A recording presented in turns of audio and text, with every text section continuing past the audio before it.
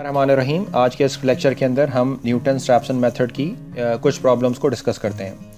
Question number 1 में कहते हैं find a real root of the equation 4x plus sine x minus e x is equal to 0 using Newton's method. तो Newton's method को आपने apply करना है और इसका सोल्यूशन डिटरमिन करना है। ऑफ कोर्स कि न्यूटन्स मेथड एक ओपन मेथड है, लेकिन उसके बावजूद हम कोशिश ये करते हैं कि हम जो है वो यानी ओपन मेथड है, अगर आप चाहें तो उसको किसी भी पॉइंट से स्टार्ट कर सकते हैं, लेकिन अगर हम कोई इंटरवल इसके लिए फाइंड आउट कर लेते हैं तो ऑफ कोर्स के नंबर ऑफ़ आइटरेशंस की हमें कम से कम ज़रूरत पड़ेगी। ठीक है जी, तो ये एक एडिशनल वर्क है। अगर आप चाहते हैं इसको इस तरह करना तो बेस्ट है, और अगर आप बगैर इंटरवल फाइंड आउट किए काम करना चाहते हैं तब भी बिल्कुल ठीक है, मुझे कोई इशू नहीं है। ठीक है, तो इस मेथड की ऐसा अच्छी डिमांड भी नहीं है, तो ये ऑप्शनल है कि आपके लिए हो जाएगा। तो ये x हो जाएगा और यहाँ पर sign of F x.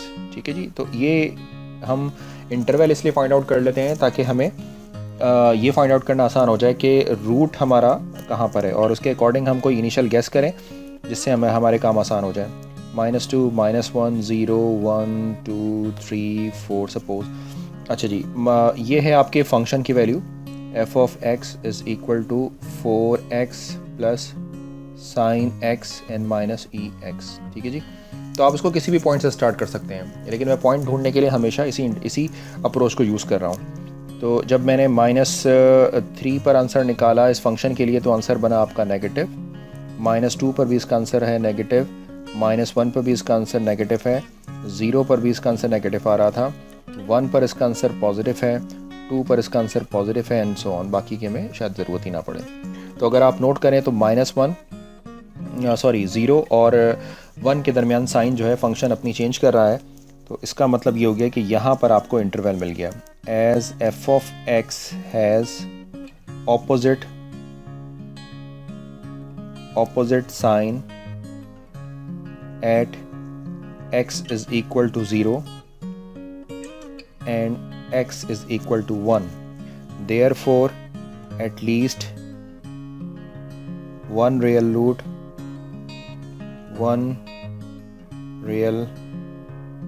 root in interval 0,1। तो यहाँ पर आपको एटलीस्ट एक इंटरवल मिल जाएगा। अब हमने अपनी इनिशियल अप्रॉक्सीमेशन को सपोज करना है, तो 0 और 1 के दरमियान कोई आप अपनी इनिशियल अप्रॉक्सीमेशन सपोज कर लें। thus the initial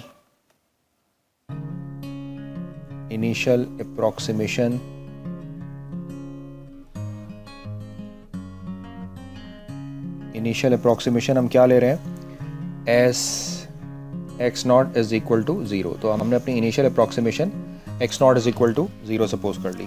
ठीक है, तो आप कोई और भी ले सकते हैं। अच्छा जी, इसका एल्गोरिथम क्या है या इसका फार्मूला क्या है? फार्मूला है आपके पास x of k is equal to x के माइनस 1। ये बड़ा ही सिंपल सा मेथड है। And then f of x के minus 1 divided by f dash of x के माइनस 1। ठीक है जी, तो यहाँ पर आपका जो फंक्शन है इस पॉइंट के ऊपर डिफरेंशिएबल होना चाहिए। अगर ये फंक्शन इस पॉइंट के ऊपर डिफरेंशिएबल नहीं है तो आप इस मेथड को अप्लाई नहीं कर सकते हैं। ठीक है जी, तो चलिए हम शुरू करते हैं। गिवन है आपके पास एक फंक्शन f ऑफ x, और वो फंक्शन है आपके पास 4x plus sine x and e minus e raise to power x। तो पहला काम तो फंक्शन का डेरिवेटिव ले लीजिए आप, क्योंकि डेरिवेटिव की हमें ज़रूरत पड़नी है। तो ये इक्वल होगा 4 plus cos x and minus e raise to power x। ठीक है जी, तो फंक्शन कटे। तो अब हम स्टार्ट करते हैं अपनी फर्स्ट इटरेशन।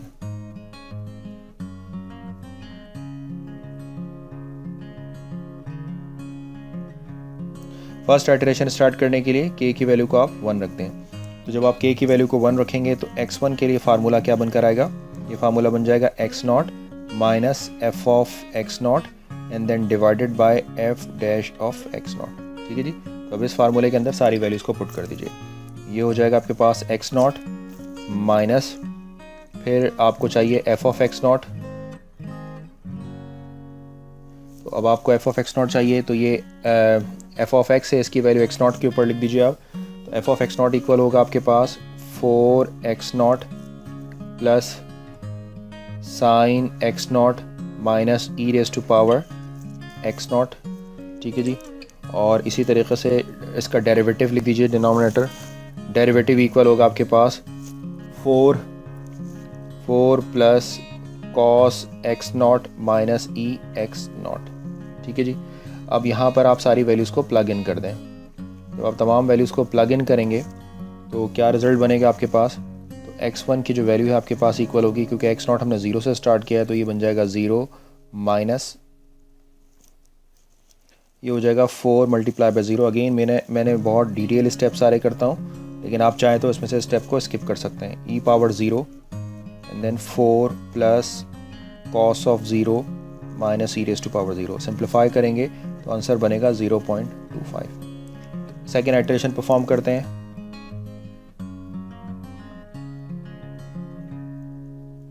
जी जनाब, सेकेंड आइटरेशन परफॉर्म करने के लिए आपने करना ये कि k को 2 असाइन कर देना है। तो जब आप k को 2 असाइन कर देंगे तो x2 के लिए जो आंसर यानी सेकेंड अप्रॉक्सीमेशन का जो आंसर निकलेगा वो x1 minus f of x1 divided by f dash of x1 हो जाएगा। और जब आप यहाँ पर सारी वैल्यूज़ को प्लग इन कर देंगे तो ये चीज़ किसके इक्वल हो जाएगी आपके पास? ये इक्वल हो जाएगा आपके पास x1 माइनस, और यहाँ पर आपने सारा फार्मूला पुट कर दिया, which is 4x1 plus sine x1 minus e raise to power x1, 4 plus cos x1 minus e raise to power x1। तो आप चाहें तो इस स्टेप को स्किप भी कर सकते हैं। अब यहाँ पर x1 की वैल्यू लिख लीजिए 0.25 एंड देन माइनस, और यहाँ पर भी तमाम वैल्यूज़ को आप लिख लीजिए, यानी 4x1 0.25 plus sine x1 0.25 and then minus e raise to power 0.25। इसी तरीके से डिनोमिनेटर पे जो है वो आप वैल्यूज़ को लिख लें। तो डिनोमिनेटर पे वैल्यूज़ लिखेंगे तो 4 plus cos 0.25 and minus e raise to power 0.25 बन जाएगा ये।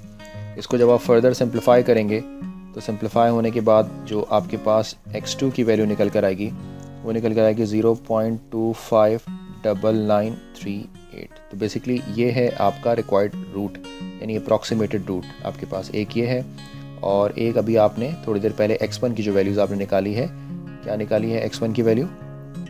x1 की वैल्यू आपने ये निकाली है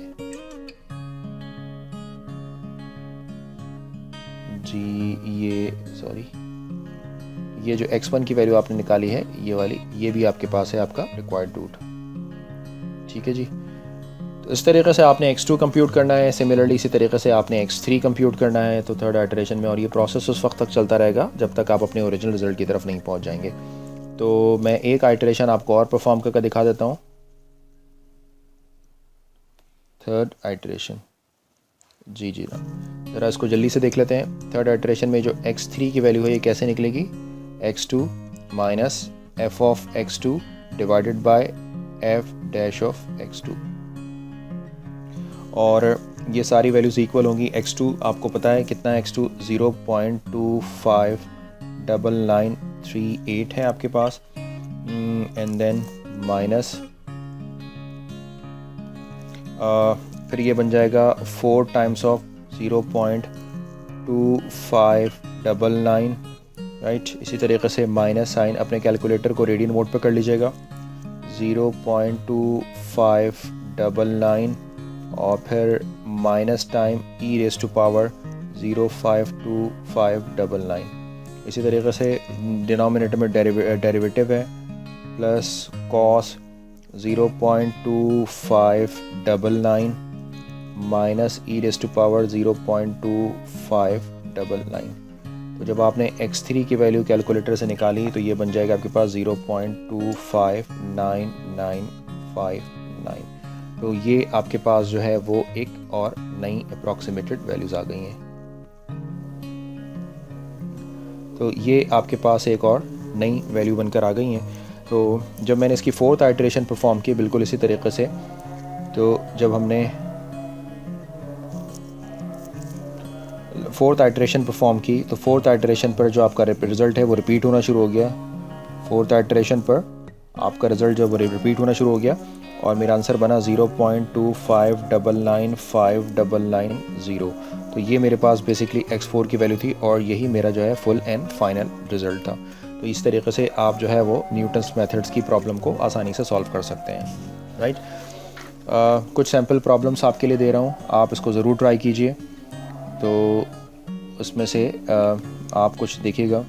तो क्वेश्चन नंबर 2, चूँकि प्रॉब्लम बहुत आसान है इसीलिए सिंपल एक ही प्रॉब्लम करवा रहा हूँ मैं आपको, यहाँ पर एक ही प्रॉब्लम मैंने बताया।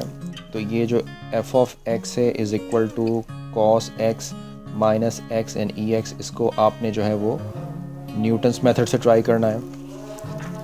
इसी तरीके से आप जो है एक problem f of x is equal to cos x plus 2 minus x, इसको न्यूटन्स मेथड से आपने ट्राई करना है, इसके रियल रूट निकालना है। इसी तरीके से क्वेश्चन नंबर 4 जो है वो है आपका f of x is equal to ln x plus x minus 4। ठीक है जी।